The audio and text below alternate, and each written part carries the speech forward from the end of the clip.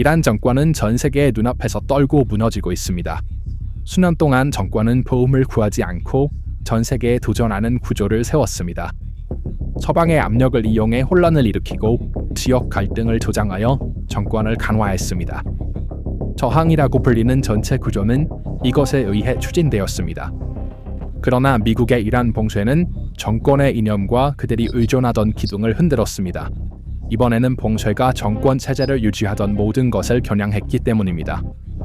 절망 속에서 이란 외무장관 아라크치는 이번 주에 푸틴에게 도움을 요청하기 위해 비밀리에 상트페테르부르크로 도망갔습니다. 그는 방공 시스템부터 전투기, 심지어 정보 공유까지 모든 것이 포함된 긴 목록을 가지고 있었다. 요컨대 정권의 생존에 필요한 모든 것이었다. 그러나 테헤란이 기대했던 구원은 없었다. 정권은 완전히 다른 현실에 직면했다. 단지 우리의 전략적 파트너십은 계속된다와 우리는 평화를 지지한다는 외교적 수사, 의미 있어 보이지만 실제로는 공허한 약속들 뿐이었다. 병력은 파견되지 않았고 무기 이전도 승인되지 않았으며 경제적 구제책도 제공되지 않았다. 이러한 수동적 배도는 약함의 표시가 아니라 완벽하게 설계된 냉혈한 지정학적 함정이었다.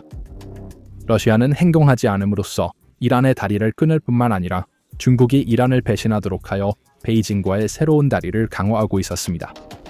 이 이중 배신의 중심에는 매우 간단한 방정식이 있습니다. 가장 원하는 것이 항상 가장 큰 약점이라는 원칙이 여기에 적용됩니다. 그리고 푸틴은 테헤란과 베이징의 욕망과 취약점을 알고 있었습니다.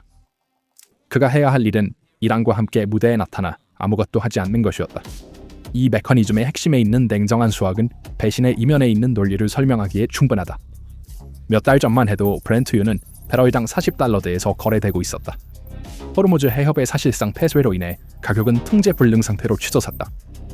세계 석유 공급의 5분의 1을 운반하는 이 주요 동맥의 막힘은 시장에 충격파를 일으켰고 가격을 $120부터까지 밀어올렸습니다. 세계적인 공황은 모스크바의 구명줄이 되었습니다. 생산 능력의 절반을 잃은 모스크바는 남은 제한된 공급을 3배로 오른 엄청난 가격에 팔아 우크라이나에서의 군사작전을 자금 조달하는 동시에 국내 불만을 보조하는 방법을 찾았습니다. 이 방정식은 잔인할 정도로 간단합니다. 모스크바나 베이징이 개입하여 이란이 원하는 것을 제공했다면 호르무즈 해협의 봉쇄가 해제되었을 수도 있고 푸틴이 트럼프와 합의에 도달했을 수도 있습니다. 그들은 이전에 우크라이나와 관련하여 그렇게 했습니다. 그들은 다시 그렇게 할 수 있었습니다. 그들은 단순히 트럼프가 원하는 것을 줌으로써 수익성 있는 거래를 할 수 있었을 것입니다. 그러나 배신의 방정식은 무자비한 비용 편익 계산입니다. 그러한 시나리오는 이미 예산 적자로 기초부터 고군분투하고 있는 러시아의 전쟁 경제를 황폐화시킬 수 있었습니다. 이것이 모스크바가 멀리서 큰 침묵 속에 테헤란이 봉쇄에 빠지는 것을 지켜보기로 한 이유입니다.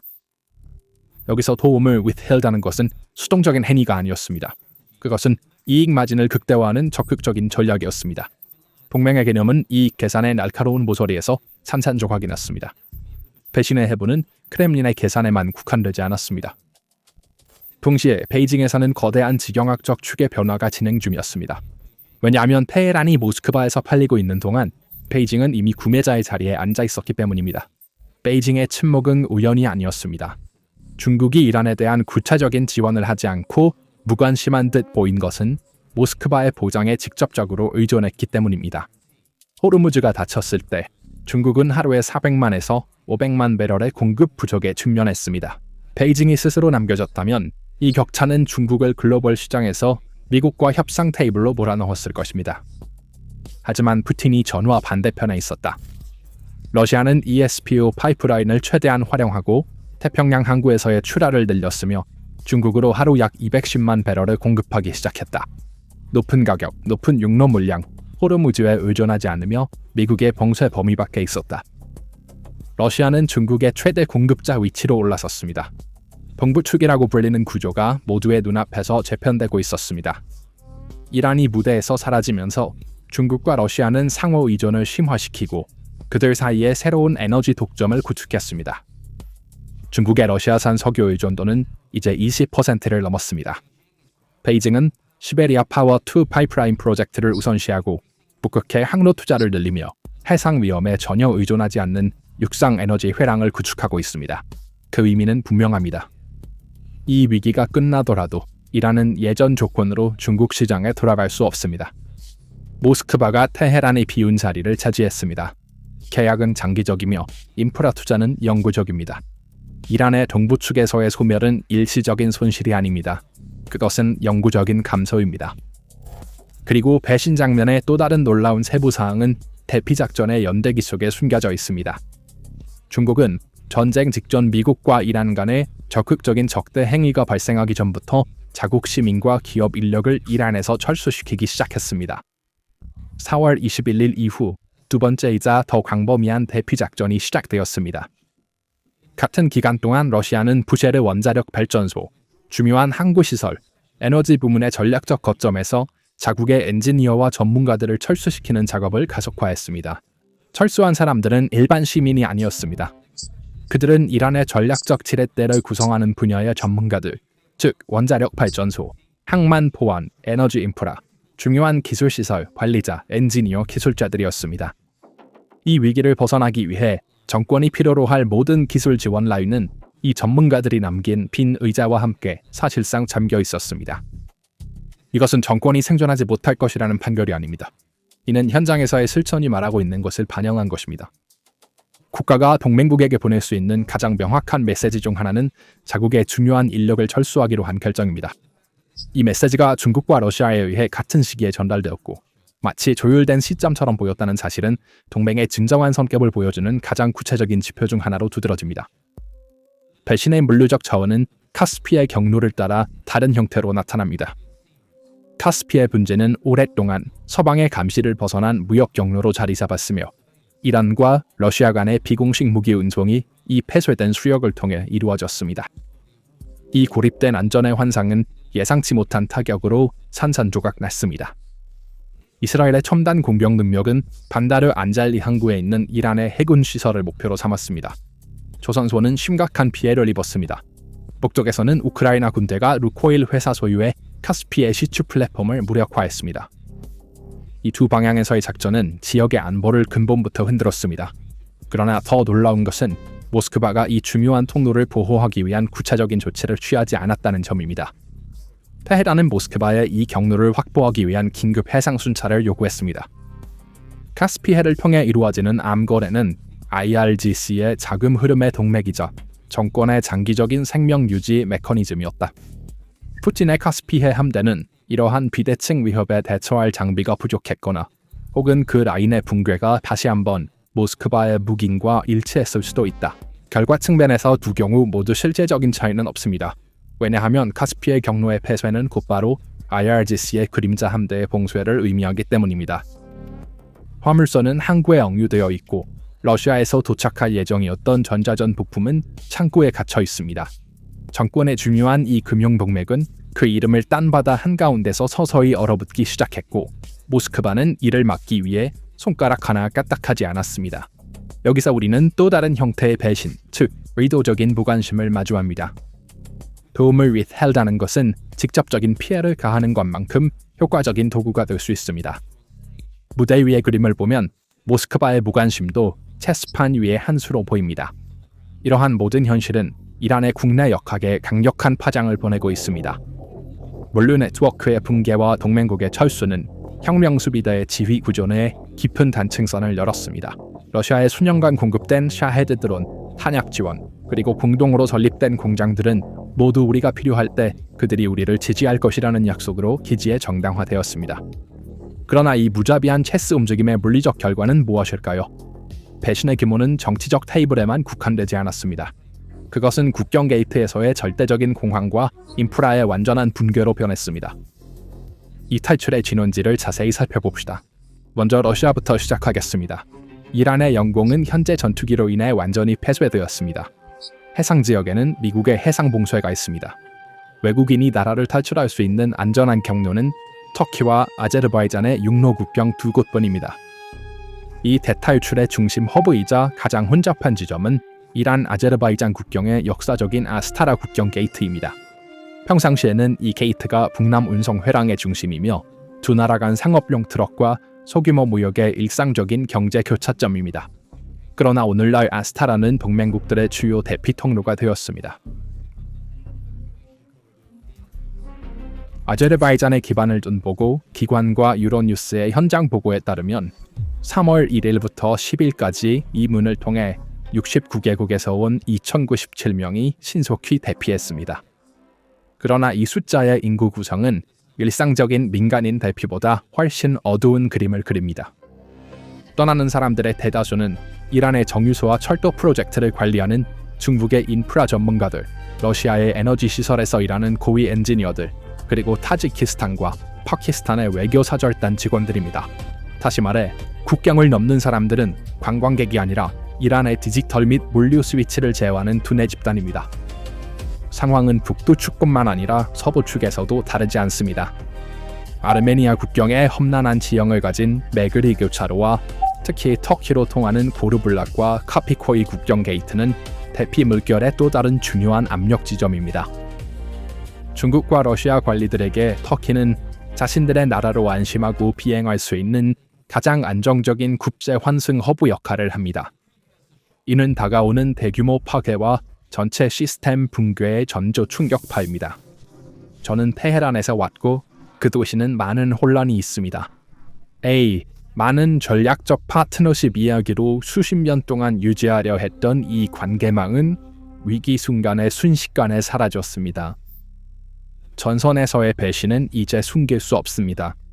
소위 동맹국들은 테헤란을 불 속에 던지고 자신들의 금고와 중요한 인적 자원을 보호하는 데 몰두하고 있습니다. 러시아의 움직임은 장기 동맹 주장을 근본적으로 약화시키고 군사 교리를 무효화하는 냉혈한 배신입니다. 몇 달 동안 이란은 수천 대의 샤헤드 드론과 탄도미사일을 모스크바에 공급하며 러시아 전쟁 기계를 지원하기 위해 자국의 안보를 위험에 빠뜨렸습니다. 그러나 상황이 바뀌자 모스크바의 반응은 외교홀에서 메아리치는 공허한 말뿐이었습니다. 정권을 보호하기 위한 구체적인 조치는 단 하나도 취해지지 않았습니다. 하늘을 보호하기 위한 방공 시스템은 작동되지 않았습니다. 군사적으로는 불충분하고 지연된 정보만 공유했습니다. 그리고 이제 가장 중요한 단계에서 경제적 및 물류적 배신이 진행되고 있습니다. 모스크바 타임즈의 3월 9일 보도에 따르면 로사톰 CEO 알렉세이 리아체프의 발언에 반영된 세부 사항은 작전의 심각성을 드러냅니다. 말씀드린 대로 94명의 고위 인사가 특별 항공편으로 국경을 넘어 이동했으며 나머지 639명의 러시아 시민 중 200명은 폭격 가능성이 줄어든 짧은 휴식 시간 동안 불투명한 버스로 이동했습니다. 푸틴이 직접 승인한 이 배피 작전은 단순히 생명을 구하는 것 이상의 의미가 있습니다. 또한 2017년부터 주요 선전 캠페인 속에서 건설 중이던 새로운 원자로 프로젝트가 무기한 중단되었습니다. 러시아는 수십 년간 수십억 달러를 투자한 핵 투자를 보호할 가치가 없다고 판단하고 포기한 것으로 보입니다. 반면 중국의 움직임은 상황을 훨씬 더 복잡하게 만들었습니다. 중국 대사관은 즉시 아제르바이잔을 통해 791명의 중요한 인원을 1단계로 대피시켰고 남겨진 수천 명의 전문가들을 위한 유사한 비상행동 계획이 마련되었습니다. 문서상으로 이란에 있는 중국 국적자의 수는 5,000명에서 9,000명 사이로 추정됩니다. 이 숫자는 거대한 인구에 비해 소수처럼 들릴 수 있습니다. 그러나 이는 큰 전략적 실수입니다. 왜냐하면 이 중국인들은 이란의 생명선을 관리하는 두뇌 집단이기 때문입니다. 그들은 정유소 기술자, 심해 항구를 관리하는 운영자, 철도 네트워크 신호 전문가, 그리고 유명한 1대1로 프로젝트의 주요 관리자들입니다. 이 두뇌 집단이 나라를 떠나면 쓸모없는 절과 콘크리트 더미만 남습니다. 이란 정권은 동맹국들이 물리적으로 뿐만 아니라 체계적으로도 나라를 고갈시켰다는 현실을 직시해야 합니다. 특히 러시아의 철수는 부쉐르 원자력 발전소에 큰 파격을 줍니다. 원자력 에너지는 지역 기술자들이 시행착오 방법으로 관리하기에는 너무 복잡하고 위험한 분야입니다. 러시아 전문가들이 떠남에 따라 발전소의 주기적인 안전 유지 보수, 냉각 시스템의 디지털 보정, 연료분 관리가 이제 큰 위험에 처해 있습니다. 게다가 발전소의 용량을 2배로 늘릴 수 있었던 2호기와 3호기의 건설이 갑자기 중단되었습니다. 러시아 전문가의 철수는 이란의 국가 에너지 생산량을 10에서 15%까지 크게 감소시킬 가능성이 있습니다. 산업지역과 만성적인 정전으로 이미 고통받고 있는 대도시들이 영구적으로 어둠에 빠지는 것은 시민 불안을 거리로 가져올 가장 강력한 불씨입니다. 체계적인 붕괴는 원자로에만 국한되지 않습니다. 국가의 생명선인 물류와 무역 네트워크도 외국 전문가에 대한 의존으로 인해 하룻밤 사이에 기능을 상실했습니다. 이란을 러시아를 통해 유럽과 연결할 국제 북남 교통 회랑 프로젝트는 심각한 타격을 입었습니다. 러시아로부터 15억 달러의 대출로 시행 중이던 라슈트에서 아스타라까지의 철도 노선에서 엔지니어들이 떠나면서 이 거대한 비전은 사막 한가운데서 녹슬게 되었습니다. 또한 반다르 아바스 푸쉐르 전략적 사바르 항구에서 일하던 러시아 물류 전문가와 중국 운영자들이 동시에 철수하면서 이들 심해 항구의 모든 것이 외국 엔지니어들의 손에 있었기 때문에 이란의 인프라에 몇 초 만에 운영상의 심장마비를 일으켰습니다. 운영자들이 철수하자마자 항구의 디지털 자동화 시스템이 붕괴되었고 대형 적재 크레인이 멈춰섰습니다. 항구는 즉시 마비되었습니다. 유조선과 화물선은 망망대해에 무작정 떠 있었습니다. 수출 수치는 제로로 급락했습니다. 이란의 경제는 이미 국제 제재로 어려움을 겪고 있는 상황에서 문자 그대로 파괴되었습니다.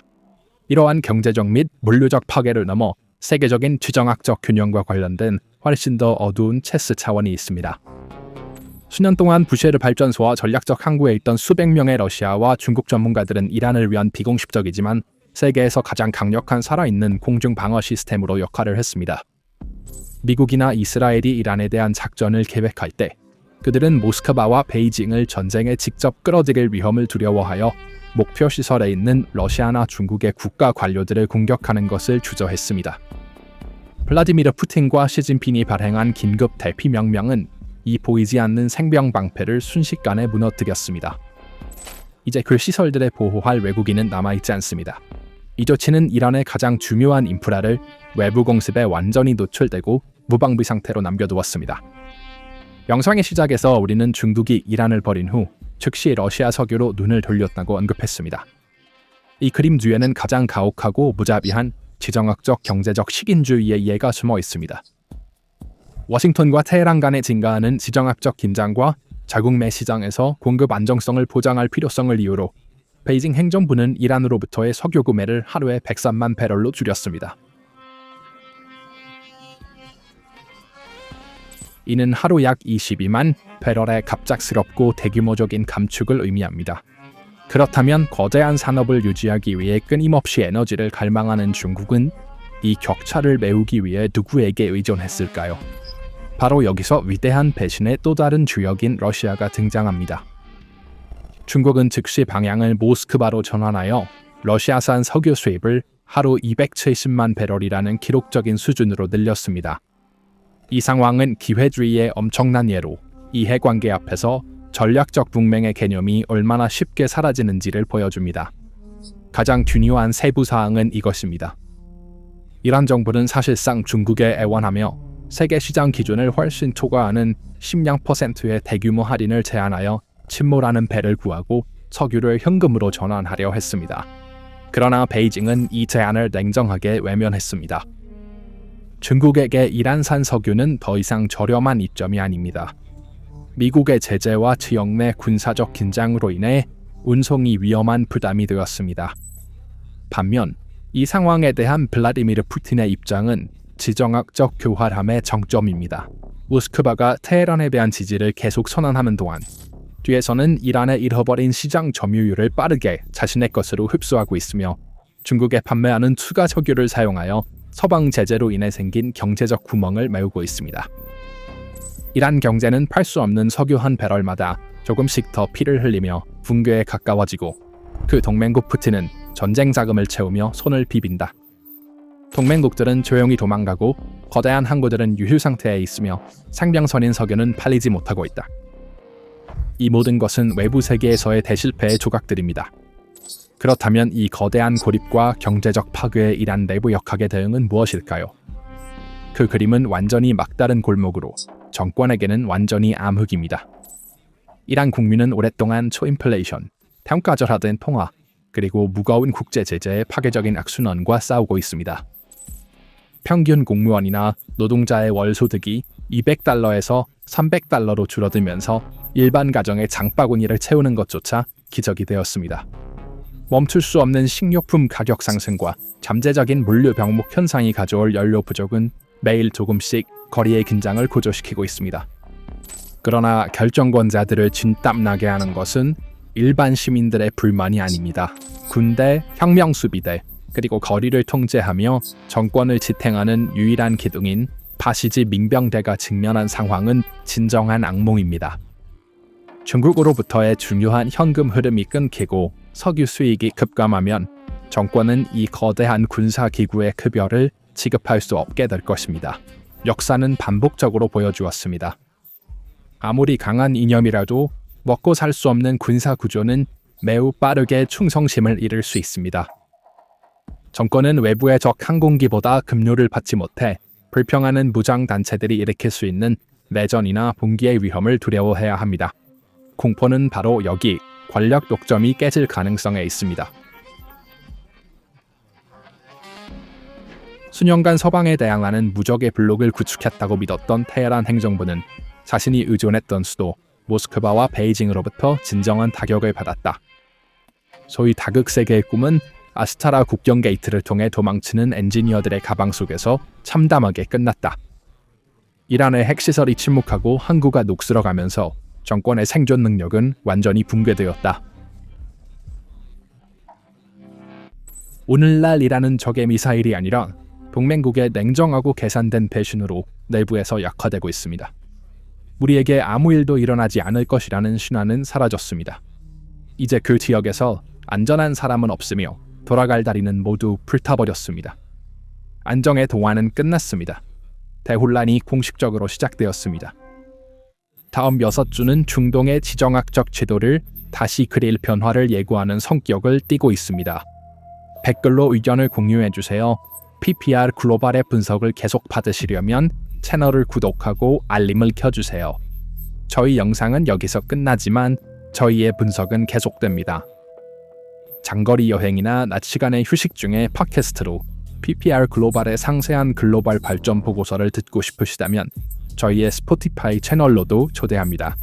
설명에 있는 링크를 통해 지금 바로 저희 스포티파이 계정을 팔로우하시고 어떤 상황에서도 세계의 의제에서 뒤처지지 마세요. 저희를 선택해 주셔서 감사합니다.